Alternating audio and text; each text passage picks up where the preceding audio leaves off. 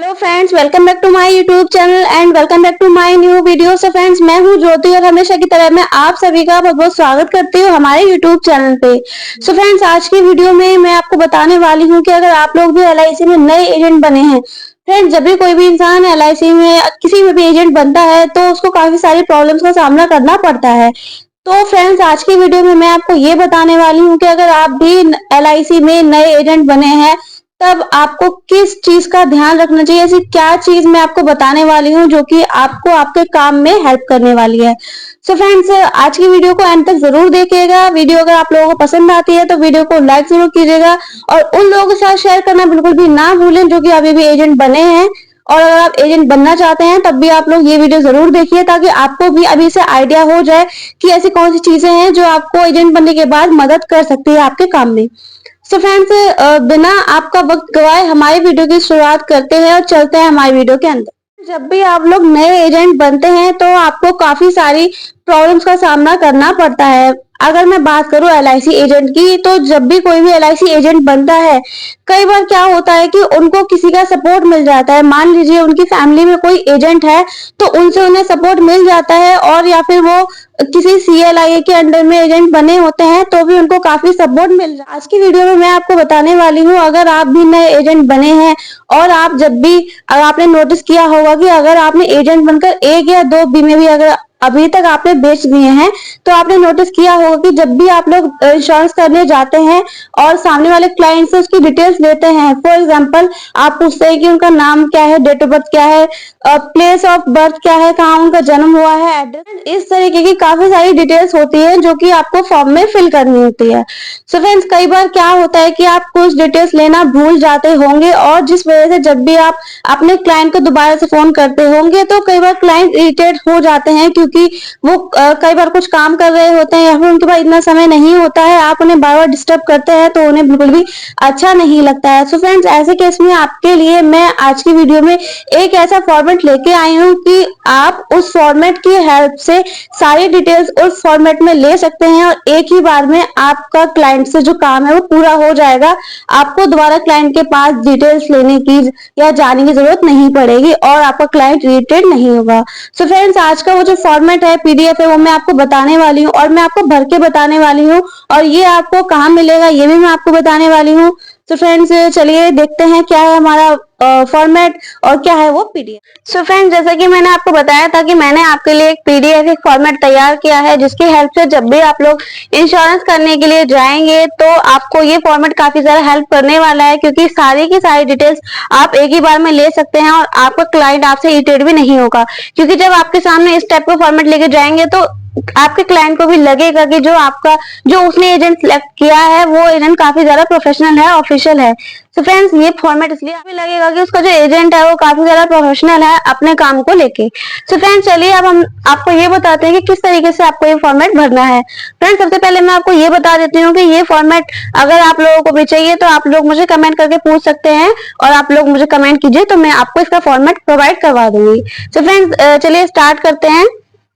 Friends, सबसे पहले यहाँ पे इस वाले कॉलम में आपकी डिटेल्स आ जाएंगी इस तरीके से, life insurance corporation of India, यहाँ पे आपका एजेंसी कोड आ जाएगा, आपकी ब्रांच का कोड यहाँ पे आ जाएगा, उसके बाद आपका यहाँ पे मोबाइल नंबर आ जाएगा। फ्रेंड्स, इतना करने के बाद यहाँ पे आप क्या है फ्रेंड्स, यहाँ पे जो भी आपका क्लाइंट है उसका यहाँ पे नाम आएगा। मान लीजिए क्लाइंट का नाम रमेश है तो यहाँ पे रमेश का नाम आएगा, यहाँ पे रमेश का मोबाइल नंबर आएगा, उसके बाद यहाँ पे रमेश का एड्रेस आएगा, जो एड्रेस उसको बॉन्ड पे देना है वो एड्रेस, और या फिर जो एड्रेस उसके आधार कार्ड पे है वो एड्रेस।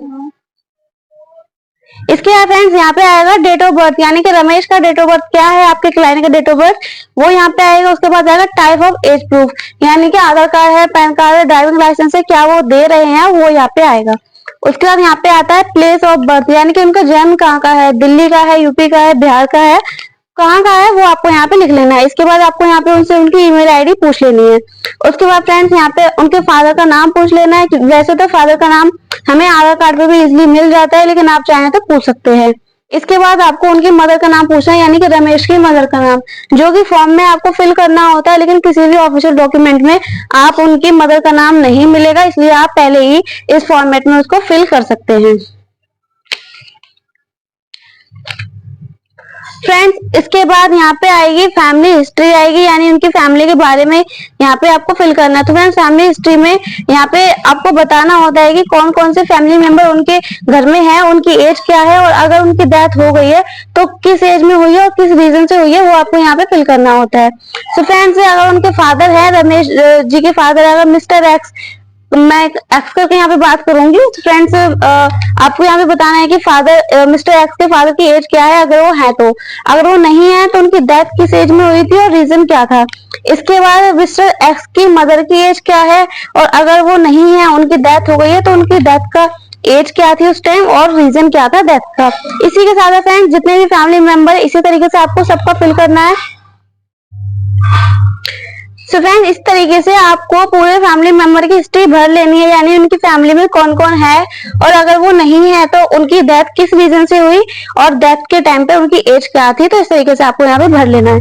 कितने भाई हैं, अगर उनके 2 भाई से है, 3 भाई हैं तो सबकी एज आपको यहाँ पे लिखनी है। अगर उनके बच्चे 2 हैं, 3 हैं, सबकी एज यहाँ पे लिखनी है। जो नहीं है उसकी डेथ का एज और डेथ का रीजन सब आपको लिखना है इस तरीके से।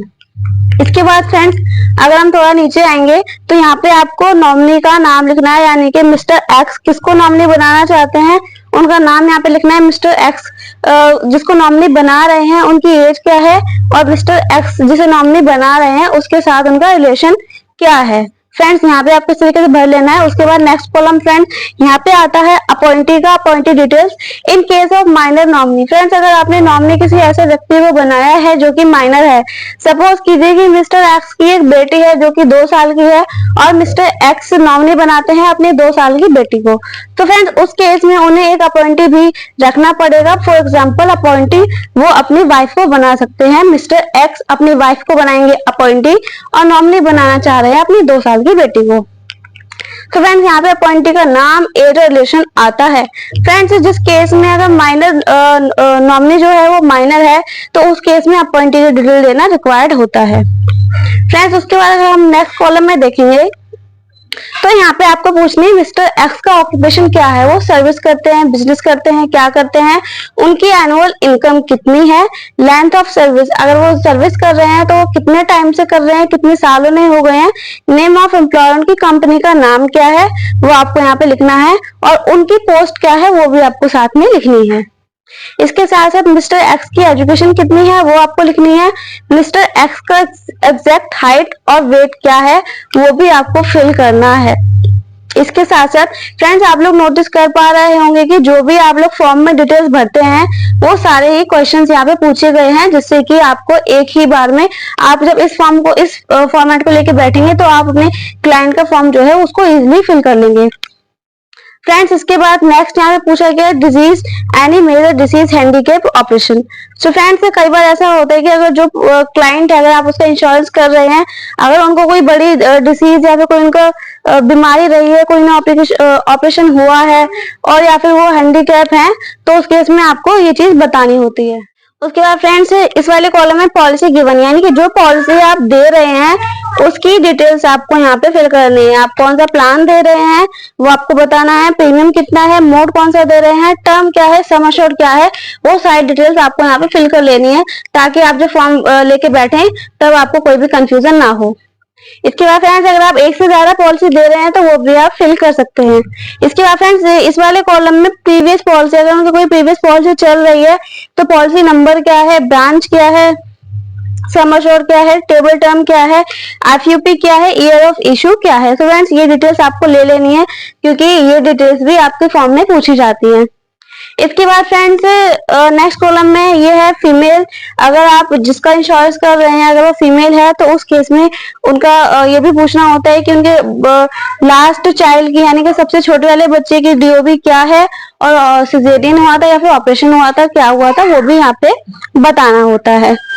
फ्रेंड्स इसके साथ अगर आप किसी फीमेल क्लाइंट की पॉलिसी कर रहे हैं तो यहाँ पे आपको हस्बैंड का नेम भी बताना होता है और ऑक्यूपेशन उनका क्या है, इनकम क्या है, वो भी आपको बतानी होती है। इसके बाद फ्रेंड्स एंड में यहाँ पे आपको क्या करना है, एनी 2 रेफरेंस लेने हैं, नेम, एड्रेस, फोन नंबर, ये 3 चीज आपको लेनी है।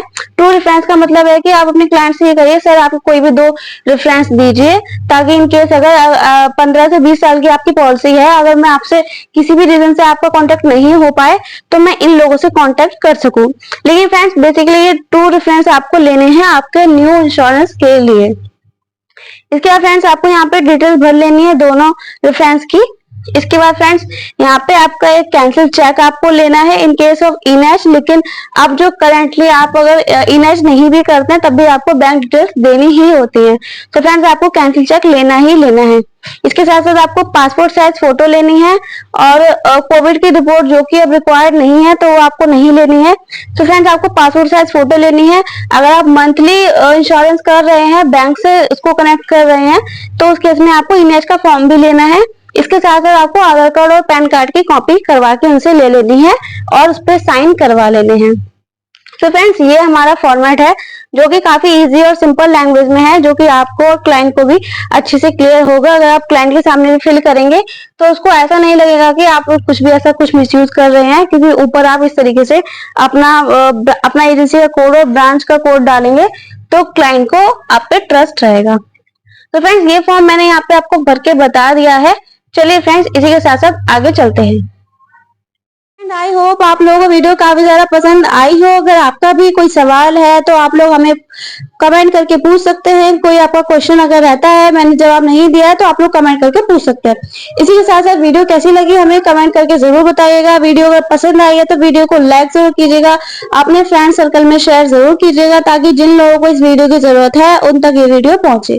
फ्रेंड्स इसी के साथ साथ आज की वीडियो में सिर्फ और सिर्फ इतना ही। मिलते हैं नेक्स्ट वीडियो में, तब तक अपना ध्यान रखिए, अपनी फैमिली का ध्यान रखिए, खुश रहिए। Bye friends.